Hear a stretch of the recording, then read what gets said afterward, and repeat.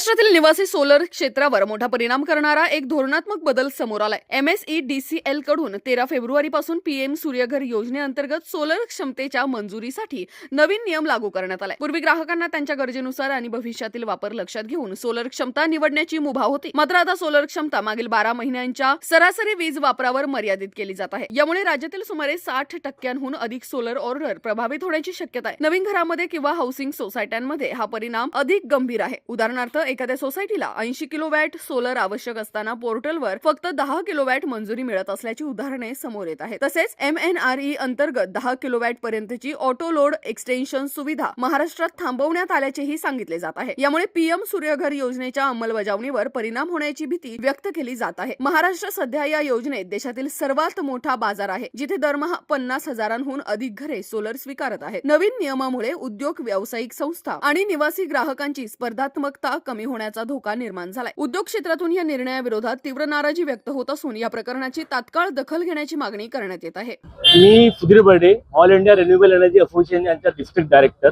13 फरवरी यांनी महावितरणने जो अलिखित निर्णय काढलेला आहे, याच्या पहिले ग्राहक त्याच्या क्षमतेनुसार त्याची सोलर क्षमता निवडू शकत होता, पण त्यांनी कोणताही GR न काढता जो आदेश काढलाय त्याच्या अनुसार तो त्याच्या 12 महिन्याच्या सरासरी वीज वापराच्या अनुसारच तो त्याची सौर क्षमता निवडू शकत होता। तर हा जो निर्णय त्यांनी काढलाय, हा त्यांनी कुठेही पीएम सूर्यघर योजना जी आहे, पीएम सूर्यघर योजना जे नरेंद्र मोदी साहेबांची महत्त्वाची योजना आहे, त्याच्या रूपरेषेच्या हिशोबाने सौर ग्राहक हा त्याची क्षमता निवडू शकत नाही। आणि हा जो आदेश त्यांनी काढला, हा कोणत्याही नियमात बसत नाही, कोणताही GR याचा निघाला नाहीये। त्यांनी आपल्या हिशोबाने तो आदेश काढलेला आहे। ही तक्रार आम्ही आमच्या हे आंदोलन प्रत्येक जिल्ह्यामध्ये आपल्या स्वरूपात सुरू आहे। ही तक्रार आम्ही ऊर्जा मंत्रालयापर्यंत नेलेली आहे आणि आमचं हे आंदोलन आम्ही 2 दिवसाचा वेळ दिलेला आहे। 2 दिवसाच्या वेळेनंतर जर आम्हाला काही अपेक्षित उत्तर नाही मिळालं तर आम्ही याच्यावर एक तर आम्ही रॅली काढू, मोर्चा काढू आणि याच्यानंतर प्रत्येक जिल्ह्याच्या ठिकाणी आमचं उपोषण सुरू होऊन जाणार। सध्या आमचं 13 फरवरी पासून काम बंद आंदोलन सुरू आहे। आमच्या जिल्ह्यामध्ये 165 लोक आमच्या असोसिएशनचे मेंबर आहे। आम्ही कोणतीही कामं आम्ही हातात घेत नाही, कोणतीही लॉग इन करत नाही आहोत। पीएम सूर्य योजनामध्ये आमच्या इथलं काम टोटली बंद आहे पूर्ण।